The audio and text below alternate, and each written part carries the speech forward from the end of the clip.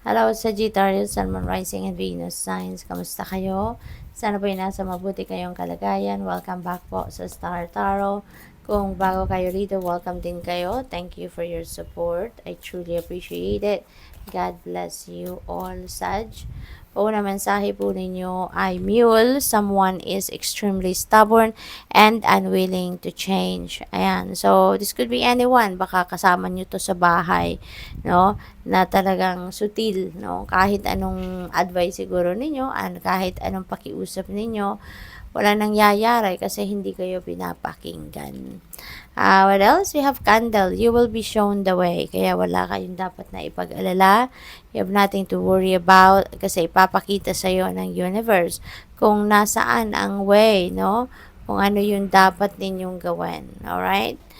Kaya, divinely guided kayo. No? Divinely guided kayo. Oh, wow. Sag, 4-leaf clover. This is great, good fortune. Malaking bonggang-bonggang swerte, no? Ang paparating sa inyo sa ngayon, Sagittarius. Kaya, this is really, really beautiful. Ekstrang saya, no? Ang mararamdaman din ninyo rito kasi parang siksik-liglig umaapaw yung swerte na pwedeng dumating sa inyo sa ngayon. At iba't ibang area ng buhay ninyo dyan ang mako-cover, no? We have jug, light-hearted and carefree time. Okay? So, chillin lang, no? Panahon nito sa inyo para mag-chill lang kayo. Panahon nito para maging ano lang kayo. Yung ano lang, yung hindi lang ninyo iniisip muna yung mga problema, hindi ninyo iniisip kung ano man ang mga difficult situations ninyo sa buhay. Yung ganun ba? Yung carefree time muna ninyo to. Secret admirer. Ayan, meron kayong secret admirer. Merong lihim na humahanga sa inyo sa ngayon.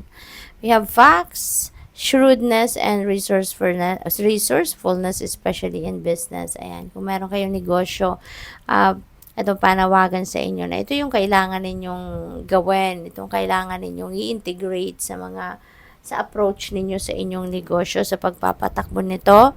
Baka kailangan ninyo yung inyong shrewdness and resourcefulness para tuluyan ng malagwa ang business ninyo. No? Baka ito yung kulang, ito yung missing ingredient. We have fair woman, dealings or relationship with a woman with blonde, gray, or white hair.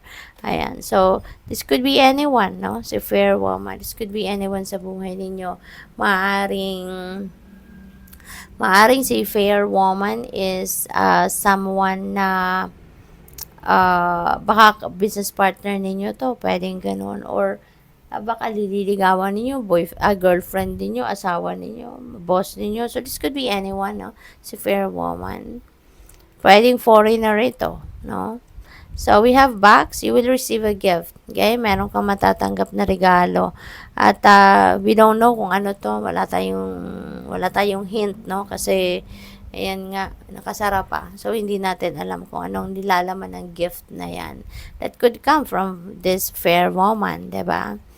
You have discord among friends or family. Ayan, may mga hindi kayo pagkakaintindihan siguro ngayon with some of your friends or some of your family members, no? So, may mga hindi kayo rito pagkakaintindihan, no?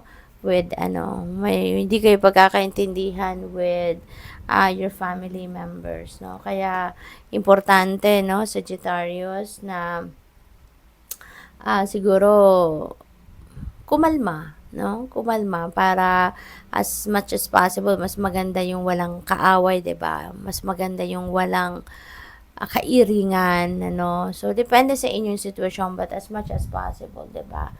Kung maiiwasan, no, na magkaroon ng away, edi mabuti. What else? We have carrot and there is an opportunity or windfall. So, windfall of money to. So, isa na to sa swerteng paparating sa inyo. Meron kayong opportunity and this could be financial opportunity or windfall of money na dadating talaga sa inyo sa ngayon. What else we have gained? Pay attention to your health, Sagittarius, okay? Kasi baka ang iba sa inyo dito feeling a little under the weather pero hindi ninyo inaasikaso yung sarili ninyo, kalusugan ninyo.